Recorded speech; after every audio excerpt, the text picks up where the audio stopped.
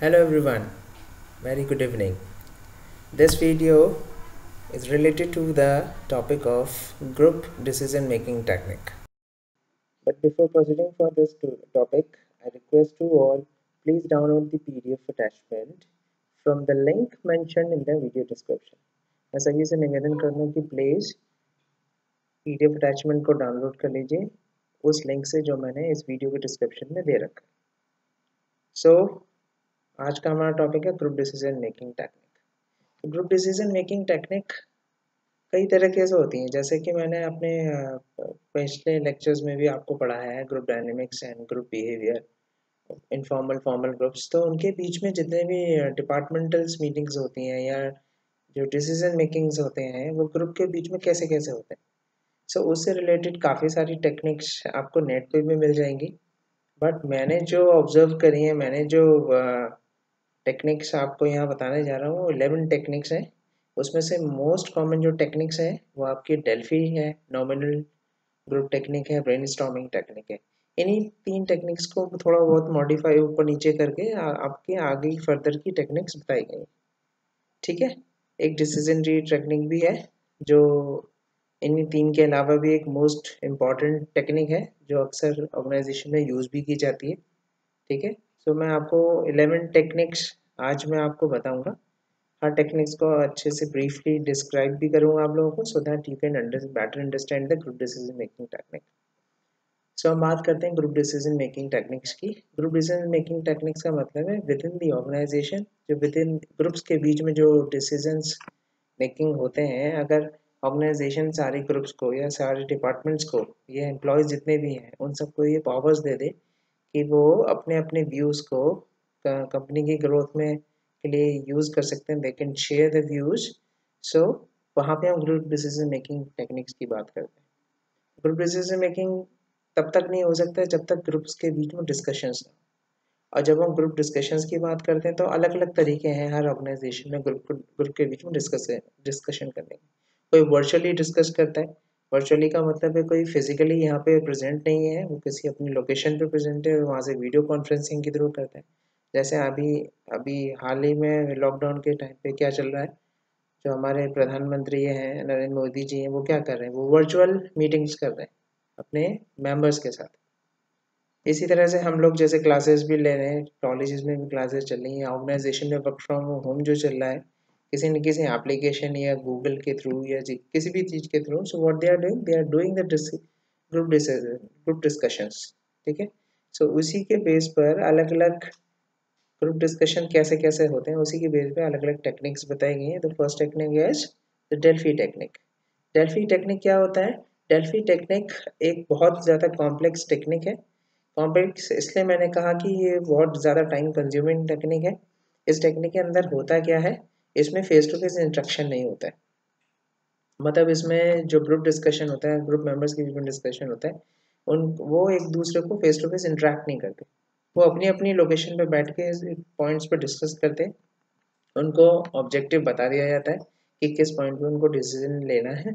वो एक प्रॉब्लम की तरह से एक क्वेश्चनर की फॉर्म में उनको दिया जाता है वाया ईमेल्स, वाया व्हाट्सएप, किसी भी चीज़ मोड ऑफ मीडिया के थ्रू या मोड ऑफ सेंडिंग के थ्रू भेजा जाता है उनको, जिसकी वजह से जिससे कि वो वहीं अपनी सीट पर बैठे बैठे अपनी जगह पे जहाँ से वो फिजिकली उसको रिमोट लोकेशन पे सपोर्ट दे रहे हैं इस प्रॉब्लम को, वो वहाँ से उस पर अपने आइडियाज़ दे सके.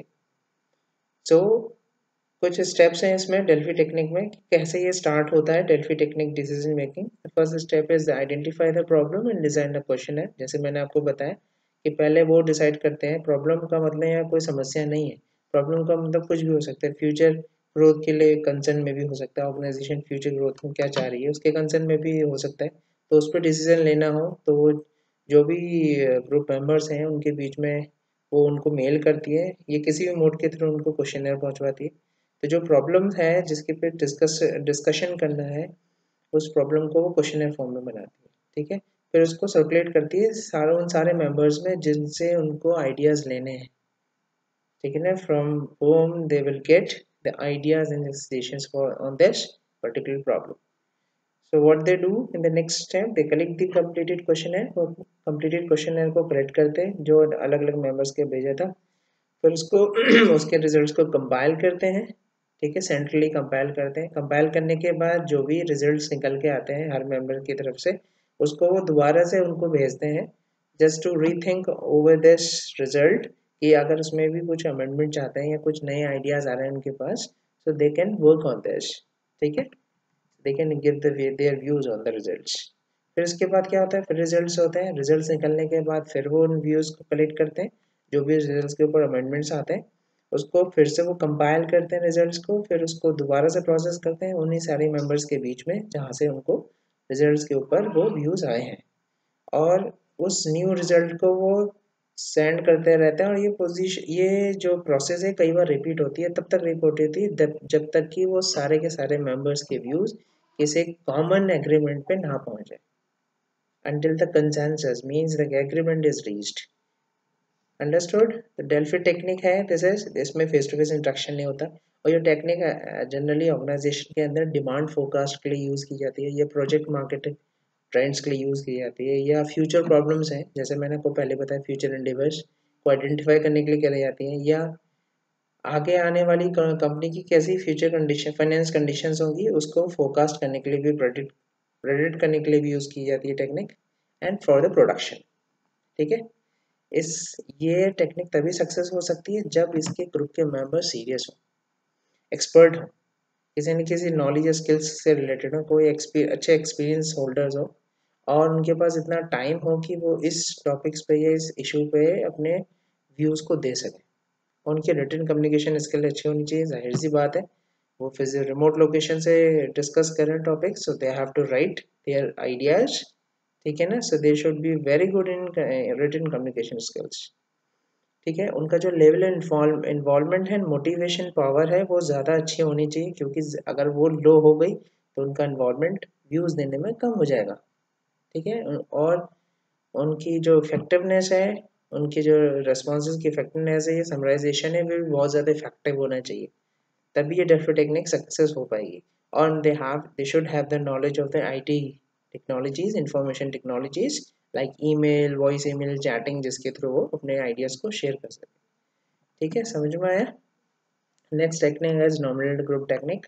नॉमिनल ग्रुप टेक्निक में भी क्या होता है, इसमें भी आइडियाज़ देते हैं, लेकिन पहले इसमें प्रॉब्लम सबको भेजी जाती है, फिर वो अपने अपने आइडियाज़ को लिखते हैं, ठीक है ना, फिर वो आइडियाज़ साइलेंटली कलेक्ट किए जाते हैं ग्रुप डिस्कशंस के अंदर, फिर उन पॉइंट्स पर डिस्कस होता है। ये फेस टू फेस होता है इसमें इंट्रैक्शन। इसमें मिनिमम मैं आपको प्रोसेस बता देता हूँ, नॉमिनल ग्रुप टेक्निक की प्रोसेस क्या है डिसीजन मेकिंग की।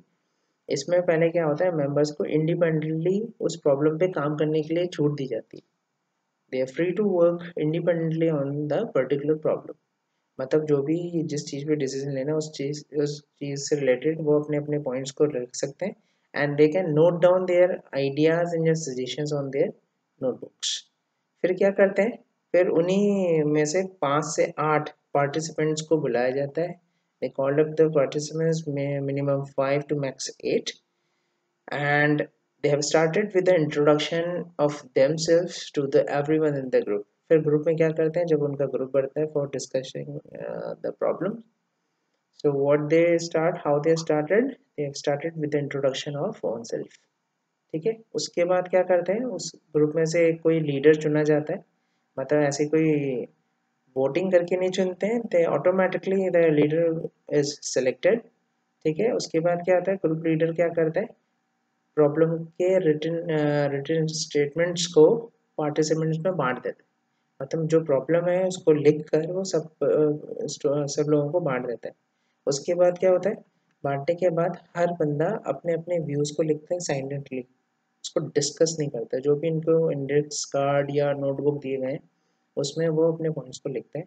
लिखने के बाद वो अपने पॉइंट्स जो भी उसने आइडियाज सजेशंस लिखे हैं उसको वो क्या करता है, लीडर को सबमिट कर देता है, फिर लीडर उसको कंपाइल करके फिर they ask to each member of the group to start discussion.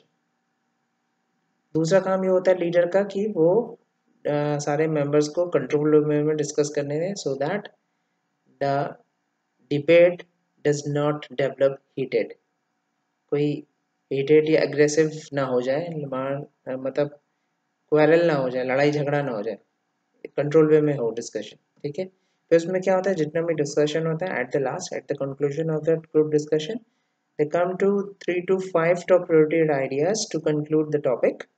फिर उसी टॉपिक्स में से वो हर बंदा अपने अपने व्यूज देता है। फिर उन 3 से 5 जो भी उन्होंने प्रायोरिटीज टॉपिक्स चुने हैं या पॉइंट्स चुने हैं, उन्हीं के बीच में किसी एक या दो पॉइंट्स पर सभी लोग एग्री होते हैं and they have give the decision on the problem. ठीक है, उसमें वोटिंग्स भी होती है, किस पॉइंट को ज़्यादा, जिस पॉइंट को ज़्यादा वोट मिलेंगे वो पॉइंट कंसेंसस हो जाता है, मतलब एग्रीड हो जाता है। ठीक है, so this is all about the nominal decision making technique. इसके एडवांटेजेस क्या है, जाहिर सी बात है, मैंने पहले ही बताया, इसमें फेस टू फेस इंस्ट्रक्शन होता है। तो फेस टू फेस इंस्ट्रक्शन होने पे क्या होता है, हर मेंबर्स को अपनी इक्वल अपॉर्चुनिटी मिलती है टू डिस्कस। ठीक है, कोई भी मेंबर अपने पॉइंट से इस डिस्कशन पे डोमिनेट नहीं हो सकता, क्योंकि हर एक का पॉइंट लगभग सेम लेवल के होते हैं। ठीक है, और इसमें जो डिसीजंस होता है हमेशा बिल्कुल ठीक टाइम पे लिया जाता है। जैसे मैंने लास्ट में बताया, लास्ट में क्या होता है, 3 से 5 पॉइंट्स ही बचते हैं प्रायोरिटीज़ पे, जिसके बीच में डिस्कशन करना होता है, उसके बाद वो किसी एक या दो पॉइंट पे कंसेंसस होता है, एग्रीड होता है। ठीक है, फिर उसमें क्या होता है, हर मेंबर की जो एक्सपर्टाइज वाली जो पावर्स हैं, जो एक्सपर्टीज हैं, एक्सपर्ट्स हैं, उनको पूरा फ्री करा जाता है कि they can explore their expertise, या they can explore their experience, skills and knowledge about the particular problem. Ego problem नहीं हो सकती। ठीक है ना, इसमें किसी भी ग्रेड का बंदा बैठ सकता है to discuss about the topics. ठीक है, जब डिस्कशन होता है तो उसमें कोई सीनियर जूनियर नहीं होता, तो वहाँ ईगो प्रॉब्लम नहीं क्लैश होती है। ठीक है, लेकिन कभी कभार इसके डिसएडवांटेजेस भी होते हैं, बहुत ज़्यादा लोग फ्रस्ट्रेटेड हो जाते हैं जब डिस्कशन ज़्यादा लंबा चलता है, जब ज़्यादा टाइम टेकिंग प्रोसेस होती है, तो उसमें क्या होता है, मेंबर्स फ्रस्ट्रेटेड हो जाते हैं। ठीक है, ग्रुप कोहेसिवनेस नहीं रहता है, जाहिर सी बात है, अलग अलग लोग हैं तो group cohesiveness power can not be ensured, marginally low होगी। ठीक है, समझ में आ गया। Third technique is brain storming technique. Brain storming technique most favourable technique है, जो जनरली किसी किसी ऑर्गेनाइजेशन में यूज भी होती है, क्योंकि इस ब्रेन स्टॉर्मिंग टेक्निक का मेन पर्पज होता है टू जनरेट दी आइडियाज। इसका डिसीजन मेकिंग से कोई लेना देना नहीं है, सिर्फ इसका काम आता है टू जनरेट दी आइडियाज। मतलब इसमें हर उस बंदे को इन्वॉल्व किया जाता है they are very much interested to give the ideas, to generate ideas to solve this given problem. ठीक है, उसमें वाइल्ड आइडियाज भी आते हैं। वाइल्ड आइडियाज का मतलब है जो खुले तौर पे बिल्कुल जो रियल होता है, एज एन एक्चुअल होता है, रियलिज्म होता है, जिसमें ऐसे फैक्ट्स, ऐसे आइडियाज को भी वो दे can share with in the group discussion. ठीक है, उसके बीच में वो ग्रुप डिस्कस कर सकता है। और ब्रेनस्टॉर्मिंग का पहले ही मैंने बताया, इसका मेन पर्पस होता है टू जनरेट दी आइडियाज। और इस ब्रेनस्टॉर्मिंग टेक्निक का एक मेन फंडा ये है कि अच्छे आइडियाज का निकालने का तरीका सबसे अच्छा वही है कि आइडियाज भले ही कम हो लेकिन ज़्यादा हो, ज़्यादा मात्रा में, छोटे हों आइडियाज लेकिन ज़्यादा मात्रा में। The best way to get good ideas is to have lot of ideas. So brainstorming कैसे स्टार्ट होता है, पहले लोग प्रॉब्लम को आइडेंटिफाई करते हैं कि एक्चुअल में हमें डिस्कशन किस पे करना है। ठीक है, वो जो प्रॉब्लम है वो क्वेश्चन की फॉर्म में हो सकती है, जैसे what, where, when, how much, कितनी बड़ी प्रॉब्लम है, कब से प्रॉब्लम शुरू हुई है, कहाँ की है ये प्रॉब्लम, या कहाँ के लिए हम डिस्कशन कर रहे हैं। ठीक है, क्या डिस्कस कर रहे हैं। ठीक है, तो सबसे पहला स्टेप ये आइडेंटिफाई द प्रॉब्लम। सेकंड है generate as many as ideas as possible. जैसे मैंने पहले बताया, एक अच्छे आइडियाज आने का सबसे अच्छा तरीका कि ज़्यादा से ज़्यादा आइडियाज को जनरेट करना। ठीक है ना, जिससे, क्योंकि मेन पर्पस होता है डिस्कशन का टू अचीव द गोल, जिस चीज़ के लिए, जिस गोल को अचीव करने के लिए डिस्कशन किया जा रहा है वो गोल अचीव हो। ठीक है ना, इसमें थिंक क्रिएटिवली, हर एक को मौका मिलता है कि वो क्रिएटिवली इसको सोचे।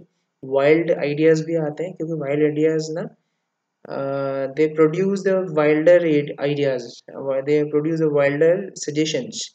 किसी भी डिस्कशन को के लिए सोल्यूशन सबसे बढ़िया होते हैं to get the wild ideas. ठीक है, और जजमेंट नहीं करना होता, ना अपने स्टेटमेंट पे कोई जजमेंट कर सकता है इसमें मेंबर, ना किसी दूसरे पे जजमेंट कर सकता है, बस आपको अपने आइडियाज़ को देना होता है। ठीक है ना, आपके अपने आइडियाज़ को वैलिड करिए, उसको किसी सामने वाले के आइडियाज़ को क्रिटिसाइज मत करें। ठीक है ना, ठीक। और सारे आइडियाज़ रिकॉर्ड किए जाते हैं, और इसमें कभी कभार डिस्कशन करते समय कुछ ऐसे टर्म्स भी आते हैं जिससे अदर ग्रुप मेंबर्स अनफैमिलियर होते हैं, तो उस पर वो डिस्कशन करते हैं so that they can get the clarification on the ideas what they have been unclear as of now। ठीक है, और इसमें होता क्या है, वो हर स्टेप्स को आउटलाइन करके रखते हैं। जैसे मैंने कुछ टॉपिक्स या कुछ आइडियाज ऐसे दिए जो सामने वाले को लगा कि हाँ that will be A fruitful for this decision for solving the problem. So what they do, they just outline the steps, they just outline that ideas needed to be implement further। ठीक है ना, जैसे ideas किसी से related हो, situation से हो सकते हैं, लोग से हो सकते हैं, इवेंट से हो सकते हैं रिलेटेड। ठीक है, और जैसे कि मैंने पहले ही बताया, ब्रेन स्टॉर्मिंग डिसीजन मेकिंग में यूज नहीं होता है, it just a process for generating the ideas. ठीक है, अदर टेक्निक्स हैं जो डिसीजन मेकिंग में यूज होती हैं, but brain storming is good for generating your ideas. Clear है? ठीक है ना, क्योंकि ब्रेन स्टॉर्मिंग का मेन पर्पज यही होता है to generate as many as ideas possible. इसमें the person should be creative, free willing and imaginative. They extend their earlier ideas। ठीक है, they come with the hold criticism of the other ideas also। ठीक है, and the success of this technique depends upon the members ability to listen to others। ठीक है, अगर किसी भी group discussion, ये तो नॉर्मली बात भी है कि अगर ग्रुप डिस्कशन को अच्छा सक्सेसफुली बनाना है तो the members of the group, the each members of the group should be a good listener first. ठीक है, next is dialectic decision method. Dialectic decision method क्या होता है? Dialectic decision method is to ensure the generation of the alternative seriously. अगर जो किसी भी तरह की कोई प्रॉब्लम है उस पर ऑल्टरनेटिव्स आपको देने हैं। सो उसमें जैसे कोई किसी भी तरह की कोई प्रॉब्लम है, सब मान लीजिए कि एक प्रोडक्शन कंपनी है, उसको अपने एक नया प्रोडक्ट लॉन्च करना है।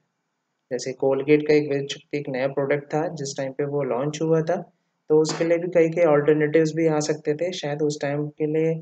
उस वेद क्षति को निकालने के लिए जो भी ग्रुप मेंबर्स डिसाइड हुए होंगे for to discuss about this, so at that time they used the method of the dialectic decision methods by which they generated the several alternatives seriously so that they can discuss each and every alternatives to come to the solution, to come to the main point to solve this problem। ठीक है, the next is decision tree method। this is the most important method। ये जो three मैंने आपको पहले बताया, Delphi and brain storming and nominal, इसके अलावा ये एक अलग टेक्निक है जो मोस्ट कॉमनली यूज होती है, because this is actually a graphical method used to identify the available alternatives and risk and outcomes। they the technique is a graphical method to analyzes the problems and analyzes the results and the alternatives which actually come out from the discussions over this। ठीक है, so decision tree में क्या होता है, हमने अभी तक जितने भी पुरानी जो लास्ट 4 टेक्निक्स पढ़ी उसमें सिर्फ डिस्कशन है। They just write down their ideas somehow and they start the discussion on this. But इसमें क्या होता है, सिर्फ लिखने से ही नहीं होता, they make the graphical things. उसके वे आउटकम्स देखते हैं। अगर हम किसी टॉपिक्स पर डिस्कशन कर रहे हैं तो जितने मेंबर्स होंगे हर एक के आइडियाज अलग अलग होंगे, हर एक के सजेशंस अलग होंगे, they have generate different alternatives even. तो क्या करते हैं, हर ऑल्टरनेटिव्स का जो उनका लीडर होता है they have to find out the outcomes. अगर मैं इस ऑल्टरनेटिव की यूज करूंगा तो क्या होने वाला है। मान लीजिए जैसे ऑर्गेनाइजेशन है, एक कार मैन्युफैक्चरिंग ऑर्गेनाइजेशन है, उसको अपनी गाड़ी में आगे वाइपर्स लगाने। ठीक है, ग्लास वाइपर्स जो गाड़ी में होते हैं हर गाड़ी में, तो उसके बाद दो ऑप्शन है, या तो वो खुद ही प्रोड्यूस करे उसको। ठीक है, तो जब खुद प्रोड्यूस करेगा तो उसकी एक्चुअल कॉस्ट कितनी आएगी, रॉ मटेरियल कितना लगेगा, उसमें लेबर कितनी लगेगी, मेरा टाइम कितना कंज्यूम होगा। ठीक है, क्या वो फ्रूटफुल है या नहीं है। ठीक है, ये सब चीज़ देखेगा। फिर दूसरा ऑप्शन है उसके बाद किसी थर्ड पार्टी से या किसी किसी दूसरी ऑर्गेनाइजेशन से वो बनवाए और अपनी गाड़ी में लगवाए। दो ऑप्शन है उसके पास, ठीक है ना। सो दो ऑप्शन में जो भी उसको best suited for the cars and for the manufacturing for producing the car, so they will opt the right alternative, ठीक है ना, to get them in the cars. So that things, this is called the graphical method, this is called the decision tree method. I hope you can understand, आप समझ सकते होंगे कि what is decision tree method. इसमें decision tree methods में क्या होता है, एक मॉडल बनाया जाता है, जितने भी लोग इसमें डिस्कशन करते हैं they have to create they they need to come with the, if they are discussing their own ideas, they have to come with the outcomes and the results and the pros and cons of the ideas what they are going to share in the group, ठीक है. Then the leader of this the group decision, the group discussion will decide the best alternative to come to the solution of this problem, ठीक है. So जो main points of decision tree के वो क्या है, they using the information acquired in the preparing to make decisions, they recognize the sequential nature of the decision making process. It is a graphical outline of the future choice that the decision made in the present will lead to. जितनी भी organisation है आज के date में वो जब भी अपने फ्यूचर चॉइसेस के लिए तरफ देखते हैं according to the market competitive level, they are using the decision tree methods. आजकल मोस्टली ऑर्गेनाइजेशन क्या करें, सेल्फ मैन्युफैक्चरिंग कम कर दी है उन्होंने, थर्ड पार्टी मैन्युफैक्चरिंग को बढ़ावा दिया है, मतलब दूसरी ऑर्गेनाइजेशन से अपने पार्ट्स बनाती है according to our guidelines and the designs and the third party company do, they just create a part as per the decisions legal or assembled or the copyrighted by the main organization or the principal organization, and this is the best solutions to get the results on the problem, ठीक है ना.